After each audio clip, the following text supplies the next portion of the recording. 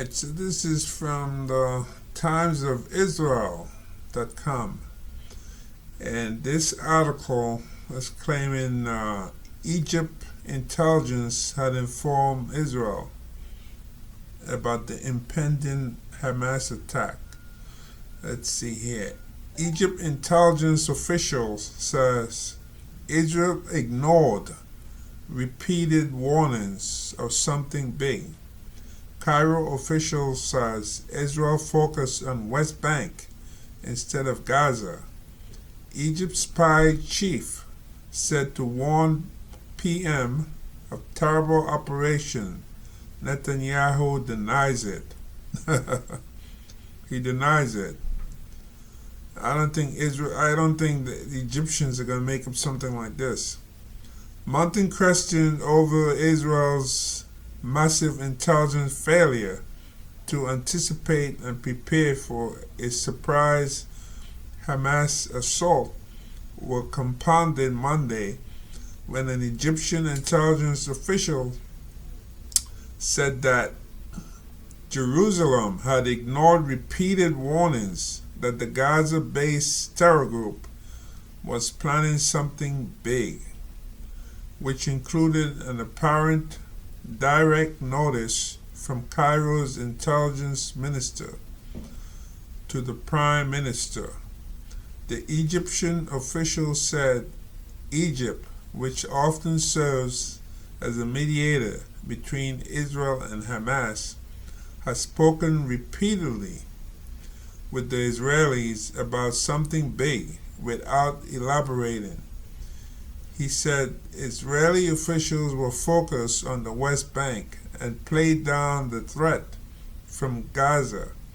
Prime Minister Benjamin Netanyahu's government is made up of supporters of West Bank settlers who have demanded a security crackdown there in the face of a rising tide of violence over the last 18 months. We have warned them an explosion of the situation is coming, and very soon, and it will be big.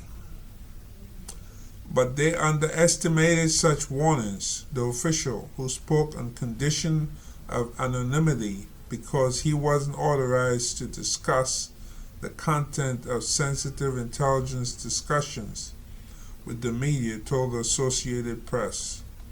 Netanyahu denied receiving any such advance warning, saying in the course of an address to the nation Monday night that the story was fake news. No early message came from Egypt, and the Prime Minister did not speak or meet with the intelligence chief since the establishment of the government, not indirectly or directly, his office said in a statement early in the day.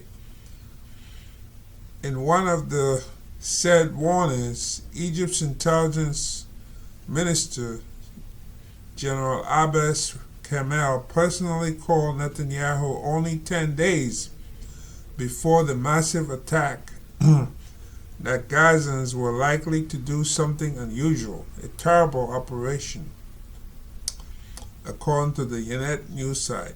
Unnamed Egyptian officials told the site they were shocked by Netanyahu's indifference to the news and said the premier told the minister of the military was submerged in troubles in the West Bank. However, Israel was not only reportedly ignoring clear warnings from its allies. For Palestinians in Gaza, Israel's eyes are never very far away. Surveillance drones buzz constantly in the skies. The highly secured border is awash with security cameras and soldiers on guard. Intelligence agencies work sources and cyber capabilities to draw out information. See, that's important right there. They have all this surveillance going on, and yet they couldn't detect what's going on. But Israel's eyes appear to have been closed in the lead up to the surprise onslaught by the Hamas terror group, which broke through Israeli border barriers and sent hundreds of terrorists into Israel to carry out a brazen attack that killed over 700 people and wounded over 2,000. Israel's intelligence agencies have gained an aura of invincibility over the decades because of a string of achievements. Israel has foiled plots seeded in the West Bank, allegedly hunted down Hamas operators in Dubai, and has been accused of killing Iranian nuclear scientists in the heart of Iran.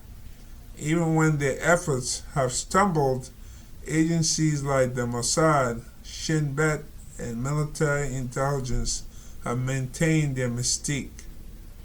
But the weekend's assault, which caught Israel off guard on a major Jewish holiday, plunges that reputation into doubt and raises questions about the country's readiness in the face of a weaker but determined foe.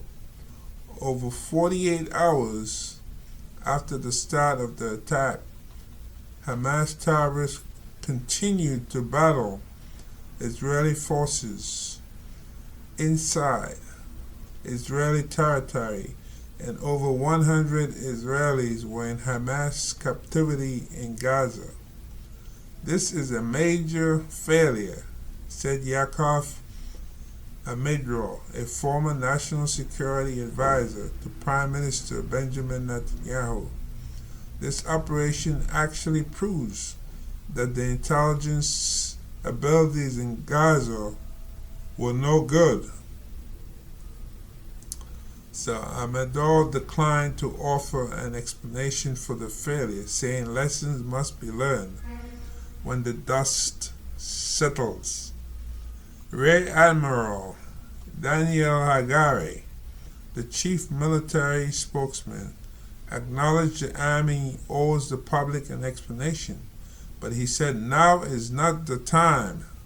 First we fight, then we investigate, he said. Some say it is too early to pin the blame solely on an intelligence failure. They point to a wave of low-level violence in the West Bank that shifted some military resources there, and the political chaos roiling the country over steps by Netanyahu's far-right government to overhaul the judiciary. The controversial plan has threatened the cohesion of the IDF, seen as the People's Army. But the apparent lack of prior knowledge of Hamas's plot will likely be seen as a prime culprit in the chain of events that led to the deadliest attack against Israelis in decades. Israel withdrew troops and settlers from the Gaza Strip in 2005, stripping it of a close handle on the happenings in the territory. But even after Hamas overran Gaza in 2007, Israel appeared to maintain its edge using technological and human intelligence. It claimed to know the precise location of Hamas leadership and appeared to prove it through the targeted killing of terror leaders in surgical strikes, sometimes while they slept in their bedroom. Israel has known where to strike underground tunnels used by Hamas to ferry around fighters and arms, destroying miles, kilometers of the concealed passageways. Despite those abilities, Hamas was able to keep its plan under wraps. The ferocious attack, which likely took months of planning and meticulous training and involved coordination among multiple groups, appeared to have gone under Israel's intelligence radar. Amit Avivi, a retired Israeli general, said that without a foothold inside Gaza, Israel security services have come to rely increasingly on technological means to gain intelligence. He said terrorists in Gaza have found ways to evade that technological intelligence gathering, giving Israel an incomplete picture of their intention. The other side learned to deal with our technological dominance, and they stopped using technology that could expose it, said Avivi, who served as a conduit for intelligence materials under a former military chief of staff. Avivi is president and founder of Israel Defense and Security Forum, a hawkish group of former military commanders. They have gone back to the Stone Age, he said, explaining that terrorists weren't using phones or computers and were conducting their sensitive business in rooms, specially guarded from technological espionage or going underground. But Avivi said the failure extends beyond just intelligence gathering, and Israel's security services failed to put together an accurate picture from the intelligence they were receiving, based on what he said was a misconception surrounding Hamas's intention. Israel's security establishment has in recent years increasingly seen Hamas as an actor interested in governing, seeking to develop Gaza's economy and improving the standard of living of Gaza's 2.3 million people. But Avivi and others say the truth is that Hamas, which openly calls for Israel's destruction, sees that aim as its priority. Israel in recent years has allowed up to 18,000 Palestinian laborers from Gaza to work in Israel, where they can earn a salary about 10 times higher than in the impoverished coastal enclave. The security establishment, saw that carrot as a way to maintain relative calm. In practice, hundreds if not thousands of Hamas men were preparing for a surprise attack for months without that having leaked, wrote Amos Harel, a defense commentator in the Daily Haaretz. The results are catastrophic. Israel has also been preoccupied and torn apart by Netanyahu's judicial overhaul plan. Netanyahu had received repeated warnings by his defense chiefs, as well as several former leaders of the country's intelligence agencies, that the divisive plan was chipping away at the cohesion of the country's security services. Martin Indyk, who served as a special envoy for Israeli-Palestinian negotiation during the Obama administration, said internal divisions over the legal changes was an aggravating factor that contributed to the Israelis being caught off guard. That roiled the IDF in a way that was, I think, we discovered was a huge distraction. Alright, so let's see here. Let's go to another article here.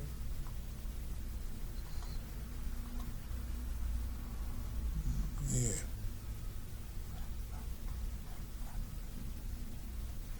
And this article asks, how did Israeli intelligence miss Hamas's preparation to attack? A U.S. counterterrorism expert explains how Israeli intelligence works. And I'm going to put the link there. That can be read. And here in The Guardian, it says Israeli intelligence leaked the text the extent of warnings over Hamas attack. Israeli military and intelligence officials were given a highly detailed warning that Hamas was actively training to take over kibbutzim on the Gaza border and overrun military posts with the aim of inflicting substantial fatalities, according to reports in the Israeli media. The claim made by Israel's Channel 12 on Monday evening was based on leaked emails from the Israeli military's 8200 Cyber Intelligence Unit discussing the warning. See, so they have warnings. The Prime Minister is denying that Egyptian intelligence didn't tell him anything. And here the Israeli media got a hold of warnings that were emails that were leaked to them that shows the warnings saying exactly what Hamas planned. Those emails revealed that a senior officer who reviewed the intelligence considered the danger of a massive surprise attack by Hamas across the Gaza border to be an imaginary scenario. That's like the Germans going over the Maginot Line, you know. France didn't imagine that. They said no, the Germans wouldn't cross the Maginot Line, but they did. The hugely embarrassing leak describes in shocking detail what would turn out to be key elements of Hamas's plans for its massacre of 1,200 Israelis on on 7 October, including that Israel's potters were aware of senior Hamas officials present as observers during training preparation. According to the leaked emails, Hamas went as far as giving the mocked-up kibbutz used in training a name, and even practiced raising a flag over its synagogue. Plans were also intercepted that discussed overrunning a border military base and killings of all its occupants. While much of the focus of recent scrutiny for the intelligence failure before the 7 October attack has looked at what information was available to senior political and military figures, including Israel's Prime Minister Benjamin Netanyahu, the new leaks and briefings suggest serious failings within the Israeli Defense Forces intelligence reporting and distribution system as well. The source of the warnings is a highly respected career military intelligence NCO identified in Israeli media reports as V, who warned her chain of command during the summer that Hamas was planning a large-scale incursion. Further emails leaked to Channel 12 suggest that the initial warning was corroborated a few days later with evidence that other Hamas units were involved in similar training aimed at apparently different targets. Some officials appeared to have been impressed by the intelligence, but a senior intelligence officer who reviewed the material in July was more skeptical and suggested it was necessary to distinguish between what Hamas was doing for show and what was realistically the purpose of the training. In another subsequent email, a colleague of the soldier who gave the initial warning and emphatically disagreed with this assessment while V herself suggested they were seeing a concrete operational plan without a timetable for implementation, and that Hamas was planning for a big event. Other very senior officers, including the head of the 8200 unit, have suggested that, in briefings to Israeli journalists, that they were not showing V's warnings, despite the email chain discussing it. One report suggested that when the head of the IDF, Military Intelligence Directorate, Major General Aharon Aliva, visited V's unit, the warning was not passed on to him, and Haliva left with an assessment suggesting that the Hamas leader, Yahya Sinwar, had no intention of causing the situation to deteriorate, and that Hamas has instructed its operators on the ground to show restraint. Israeli media have carried their own version of stories relating to the warnings of an imminent Hamas attack over the summer. Haaretz described the same training exercise on the Maktab border kibbutz with reference to the 8200 unit email chain, which is said concluded with a Hamas message from those involved in the exercise saying, "We have completed the murder of all of those on the kibbutz." Haaretz described V's warning 6 months before October 7 that Hamas had completed training exercises simulating a raid on kibbutzim and IDF outposts on the Israeli side of the border.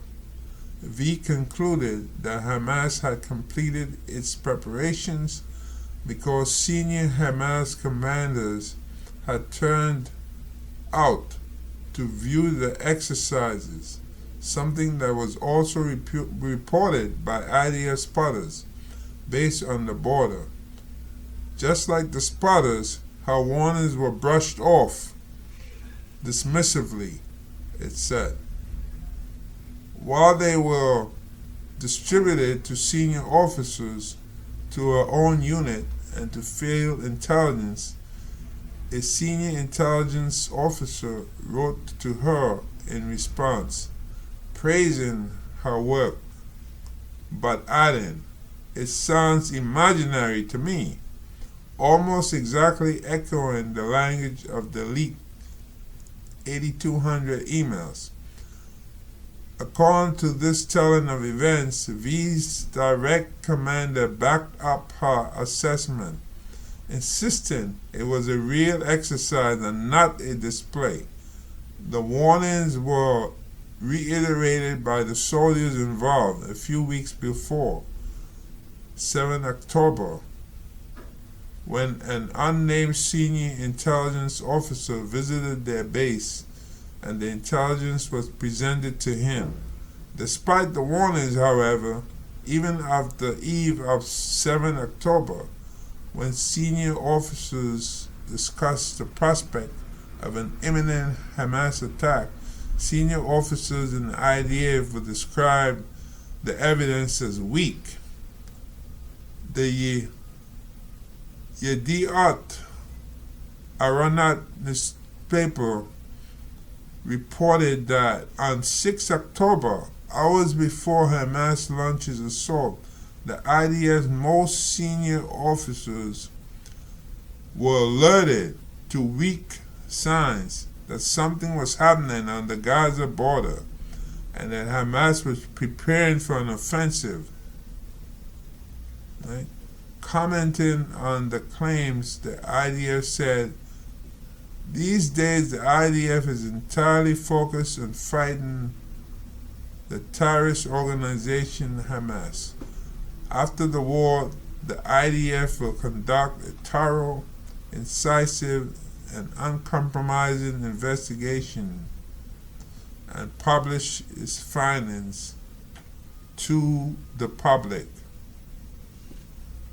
See? So, this is interesting. These are two different articles. One about Egyptian intelligence informing the Israeli government, even the prime minister, and he's claiming that he was never told by them. And now here you have the Israeli media. They having to get a hold of some email, see, from the Israeli defense, saying exactly what Hamas was planning. So you have two different sources here, right? One from Egypt and one from the Israeli Defense Forces, saying something is going to happen. These people, this is not just an exercise like a display. This is real. These people mean business, you know, and they did absolutely nothing. Yeah, it reminds me of 9/11 and that happened here in the United States, when they were told, you know, these people were learning to fly, were not interested in landing plane, all that stuff. And the government here allowed 9/11 to happen, you know, which is really, really amazing, unfortunately.